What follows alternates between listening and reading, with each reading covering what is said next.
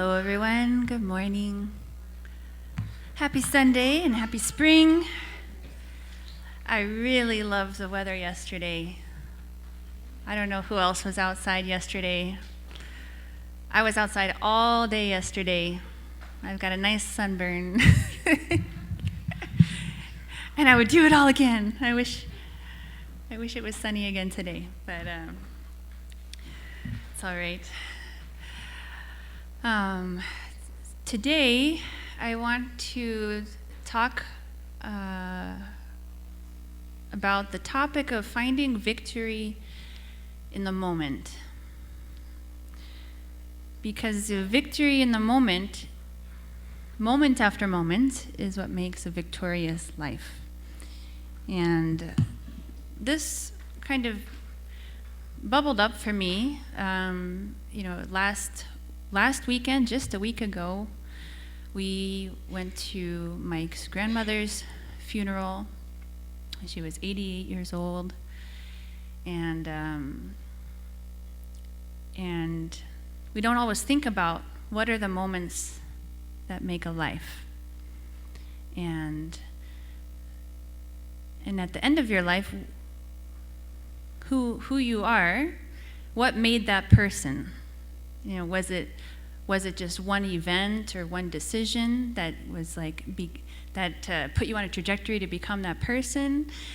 And I'm more inclined to think that it's each day, it's each moment, the decisions, the attitudes, and the habits that you cultivate that become your operating system, that become accentuated as you get older and you become more of the person that you already are.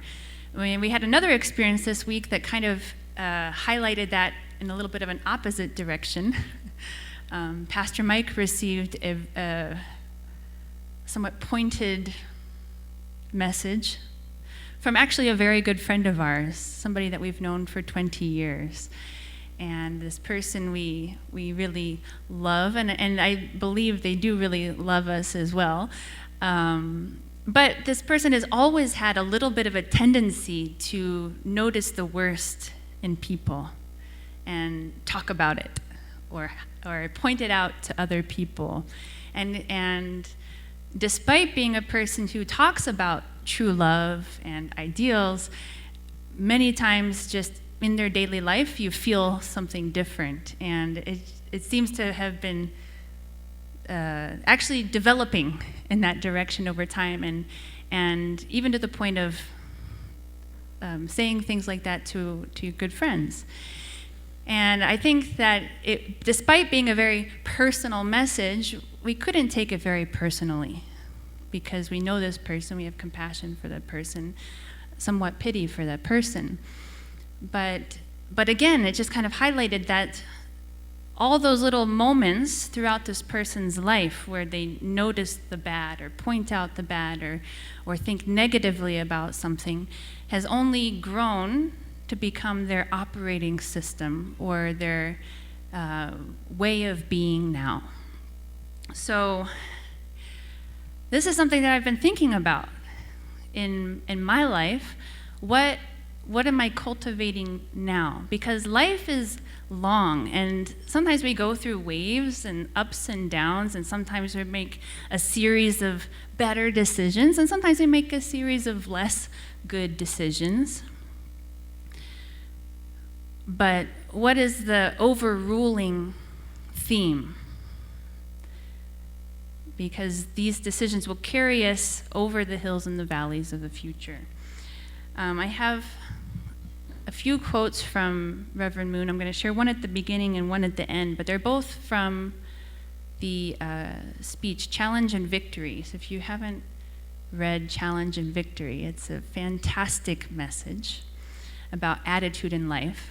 But this one says, "We stand at a crossroads, which will determine whether we become victors or losers. It will not be determined 10 years from now. It is determined at this moment.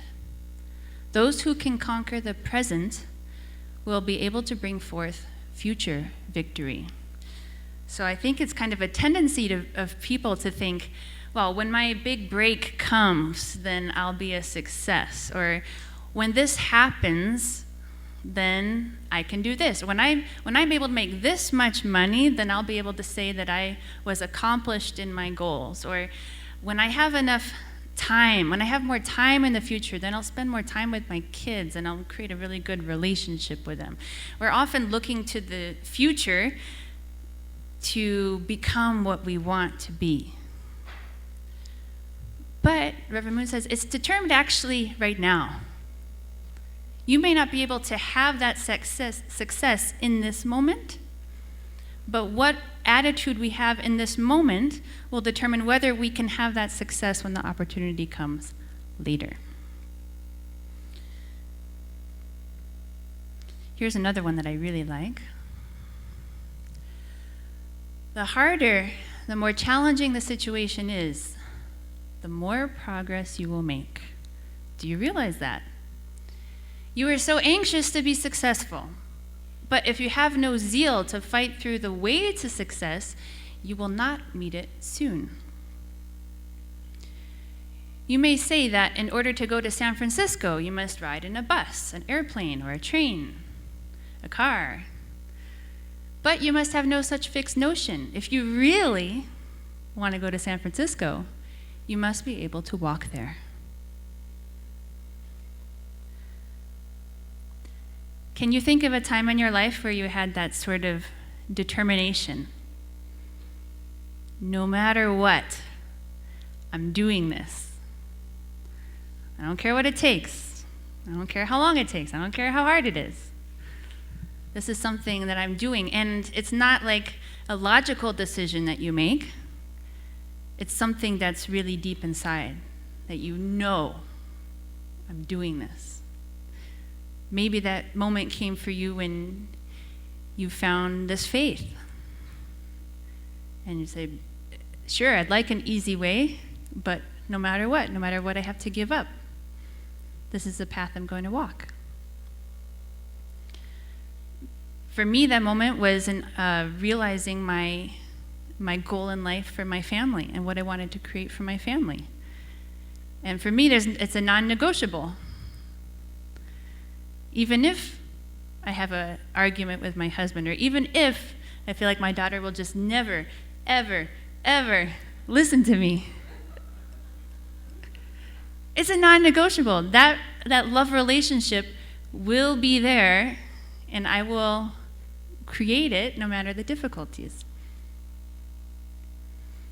I also it's so good to challenge yourself sometimes, even in things that aren't spiritual. I've actually found that you can learn a lot of life lessons and then apply them to more meaningful ways in your life by challenging yourself in more simple matters. My sister and I have done this kayak race a couple of times from Kansas City to St. Louis. It's a 340-mile nonstop paddle race. You do it within 3 days or so. And getting to that point of deciding to do it was very difficult the first time. I thought my sister might enjoy it, so I suggested it to her.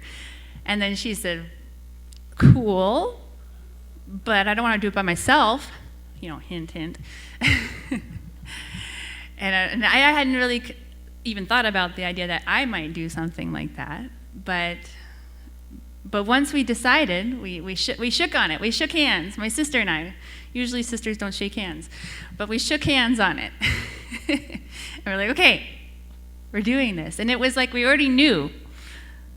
And we didn't have any money. We didn't have a boat.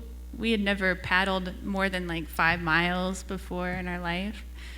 But that didn't matter because we already knew. We already had decided that we were going to do it. And it was a lot harder than we thought it was going to be in the end. But it was kind of like, you know, we thought, oh, this would be an awesome, fun experience. It would be like riding in a bus or an airplane or a train. But it was more like 50,000 paddle strokes down the Missouri River. It was like walking there, you know. But I learned so much about myself and about what I'm capable of and what determination is, and if I can tap, I have that inside myself. I realize I'm actually a very powerful person. I can be quite intense, but I don't usually express that side of myself. Which is probably for the best for everybody. But I realize I have this really intense side that if I need to, that I can tap into and I can accomplish really amazing things.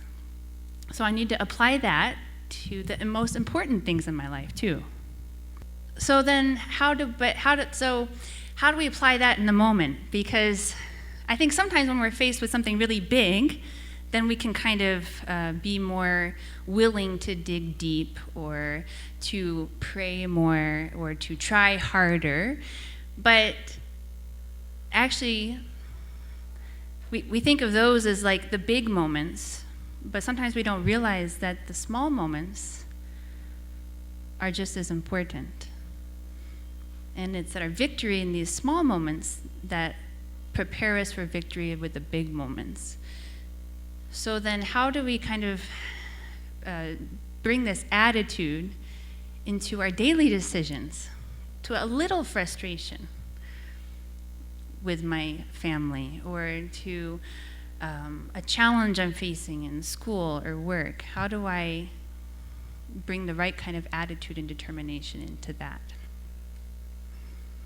This is a quote from the Bible, 1 John 5:4. For everyone who has been born of God overcomes the world.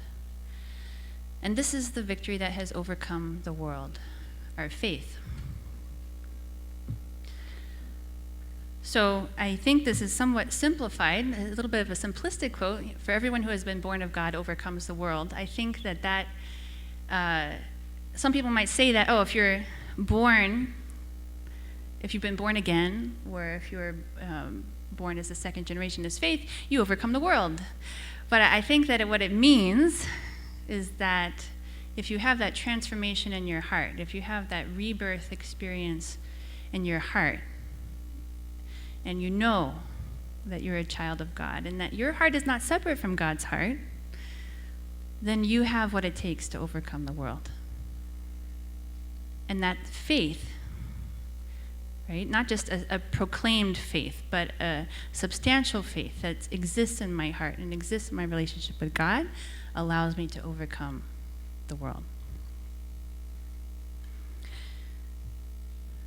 So one thing I want to say is, don't discredit the value of each day. I used to get so irritated with my leader of my gap year program. Now it's called GPA. Back then it was STF, Special Task Force. And our commander at the time was always telling us, today is such an important day. Today you have to love God more than you ever loved God before. And then it was like, then the next week it was like, today, such an important day. and then 2 weeks later, this is the most important day of your life. And I was like, really? Because you just said that. You're a little bit dramatic.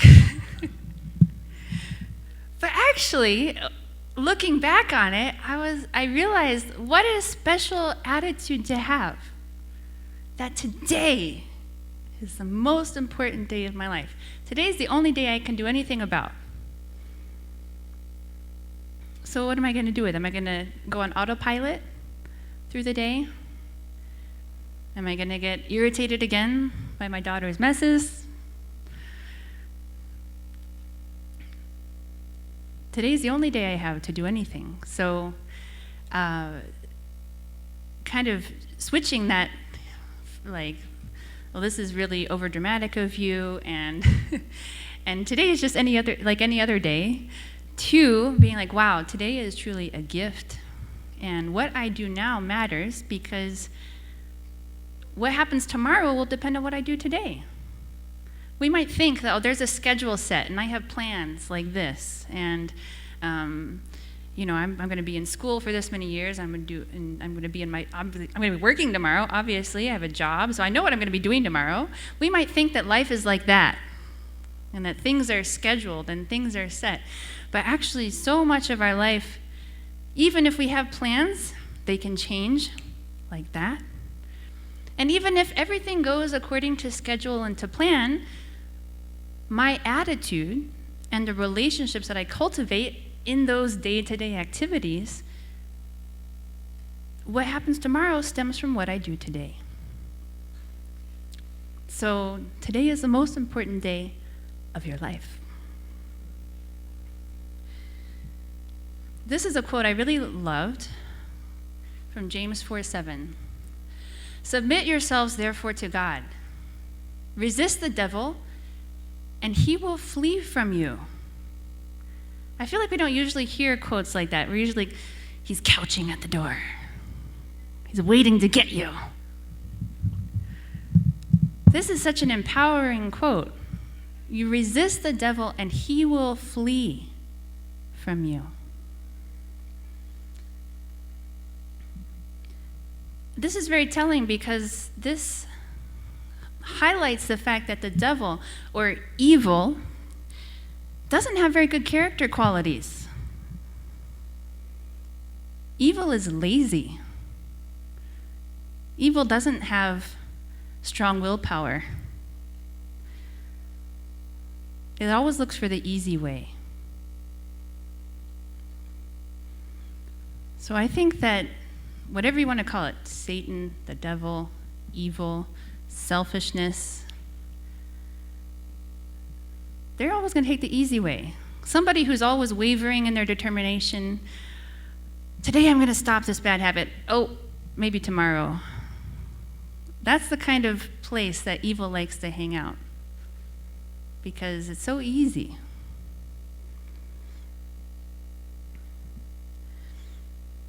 It likes to hang out with us when we're in that kind of a mode of wishy-washiness, because all it has to do is wait for a weak moment. But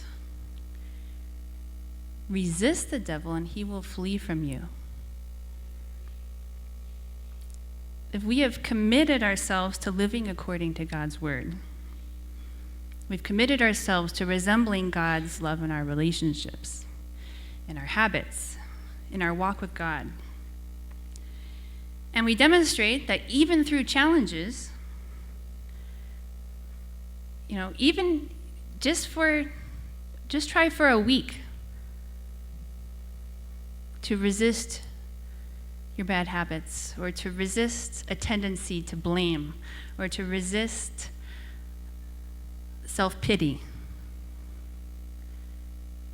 If this is something you struggle with frequently, try it for a week and see how much stronger you feel. There's a quote. This quote is attributed to Dwayne Johnson, The Rock.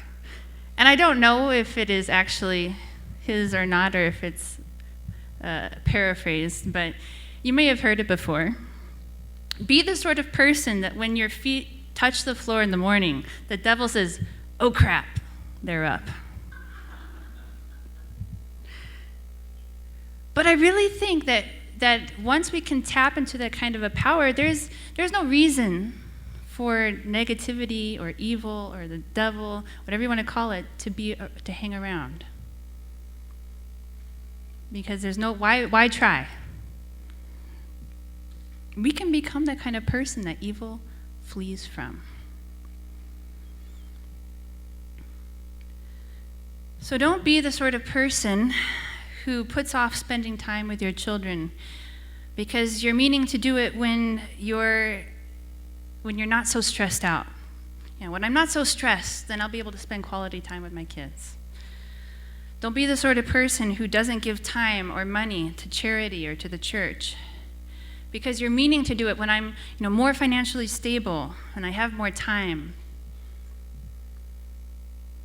Guess what? Did you think that time won't come? The time might come. The time might come when you're not as stressed. The time might come when you have more money. The time might come when you have more time. But the opportunity to build those relationships that you think are so important may have already passed. You might have the time and the money to give charitably or to volunteer your time, but if you've spent the last 30 years or 20 years or even 5 years not doing that, will a little bit more time or money make the difference? I'm not saying that people can't change. People can change. And some people do. But it's so much easier to build the relationships now. It's so much easier to establish those neural pathways in our brains that finds joy in relationships, that finds joy in the giving of my time and seeing my money benefit somebody else.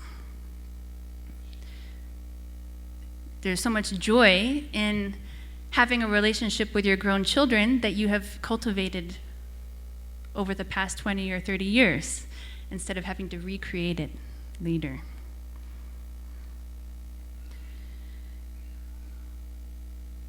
It's a lot more work to have to rebuild bridges that have been burnt, to restore relationships that have been damaged. It's a lot more work to change yourself when you've got 10 or 20 or 30 years worth of habits and attitudes that have been developed than it is to build the bridges, build the relationships, and become who you want to be right now. The problem is it's so much easier in the moment to be like, I will do those things. I want to do those things.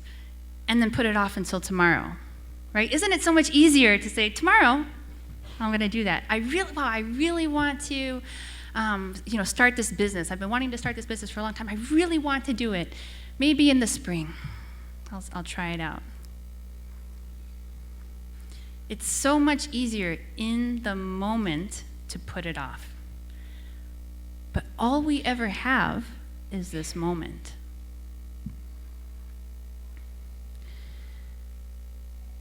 And that's why so many people do it. Even though the rewards are so much greater to do it now and to then feel the benefits later, the reason why so many people don't is because in this moment, it's easier to put it off. It's very hard, actually, to be a victor in a moment. It makes it sound simple. Be the victor in the moment and you can be the victor in your life. But actually, being in the moment and making the tough decisions or the loving conversation in the moment is harder than we might think.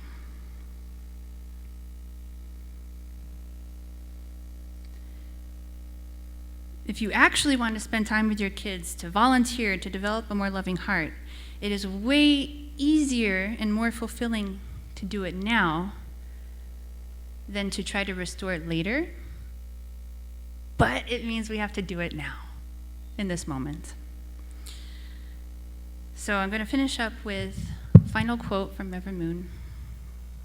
I love this quote. Try to focus on today, on this very moment. And if you are the victor in your heart right now, you will be victors after going through the entire course. So you must be alert in winning the very moment you are faced with for the sight of God. You must be alert in winning the very moment you are faced with for the sight of God. And please don't take this as a reason to feel blame or shame if you feel like you're not making that choice this week or today. It takes time. And I don't think that it's something that we can just decide, okay, from today on, I'm going to make every good decision. I'm never going to fight with my husband again. I'm going to be perfect. But let's say in the last week, we got lazy 5 times, and we put off something we felt like we wanted to do. Maybe this week, we're only lazy 3 times. But we did 2 proactive good actions that we wouldn't have done otherwise. And then maybe in a month, it's only 1 or 2. I in hindsight, I remember going through this process somewhat in high school. I remember at one point being very kind of resentful towards life and my classmates who I felt were so ignorant and mean, and I was really like projecting and putting blame and everywhere else, but myself.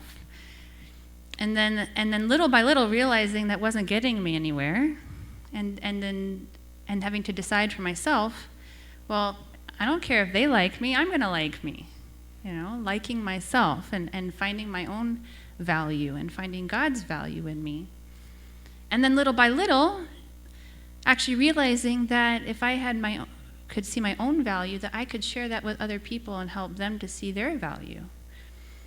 And I think that really transformed my relationship with myself and my classmates and my teachers throughout about 4 years of high school. It took me about 4 years to this very slow but quite dramatic shift in my attitude about myself and my life.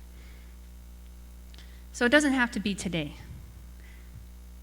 Perfectly. But it does have to be today. Because today's all you have. Right? So do something today. Do something today. Okay, please join me in prayer. Heavenly Parent, good morning. Thank you for a beautiful spring day. Thank you for each person who could be here today.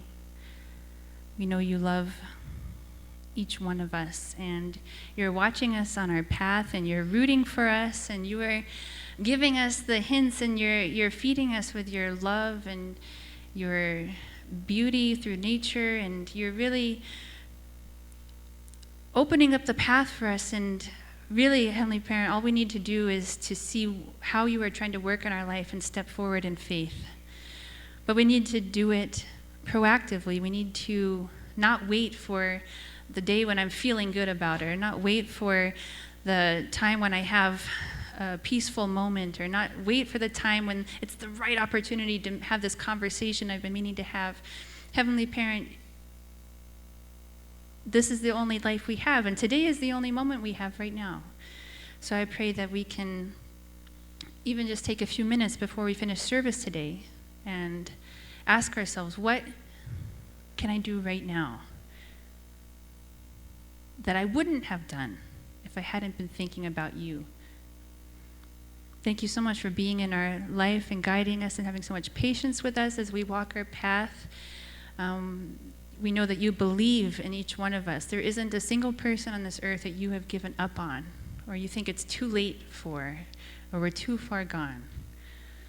So we thank you for your unconditional love and encouragement for us. I pray we can return it back to you in beauty and in shared love for others. And I offer this prayer in my name, Michael and Adonia Hendrick, Blessed Angel family. Amen. And adieu. Okay, thank you.